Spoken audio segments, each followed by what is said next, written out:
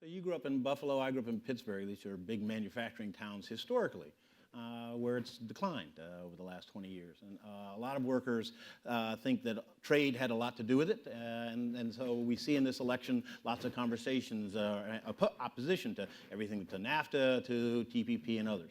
What's your view about the role of trade legislation, and if clearly it has benefits, but how do we make sure it's broadly shared if we continue to do this? Well, I mean, trade's one of the hardest things to talk about, and in this cycle, it's incredibly hard to talk about. And I grew up in Buffalo. I certainly saw firsthand impacts. And the reality is that trade, in my opinion, oftentimes was promises made that weren't promises kept.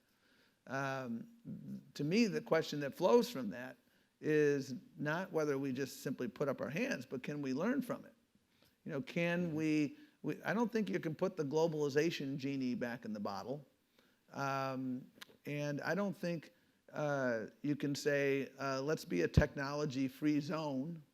A lot of the challenges we see in manufacturing, as you know firsthand, is not globalization, but technology. I mean, the plants I go to, people are walking around with iPads, and you require less people. The Republic Steel site, which has been mothballed in Buffalo for 30 years, is now being replaced by the largest solar panel manufacturing facility in the Western Hemisphere. That's an exciting development for Buffalo.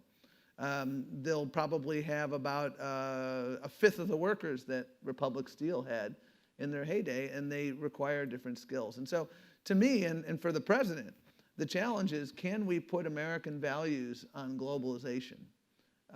Can we go to school on the lessons of and mistakes of history? And can we build trade agreements that, first and foremost, put American workers and American businesses first by creating a level playing field? And the reality right now is the status quo. Doing nothing has a real cost.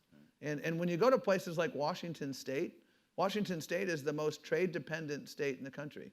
And when you are in a trade-related job, you make on average about 18% more. And so you see progressive Democrats like Patty Murray and a number of House members who support smart trade agreements, because they recognize that trade, smartly done, can indeed help lift good middle-class jobs. It's impossible to have a debate on this now, but again, I would simply look at history.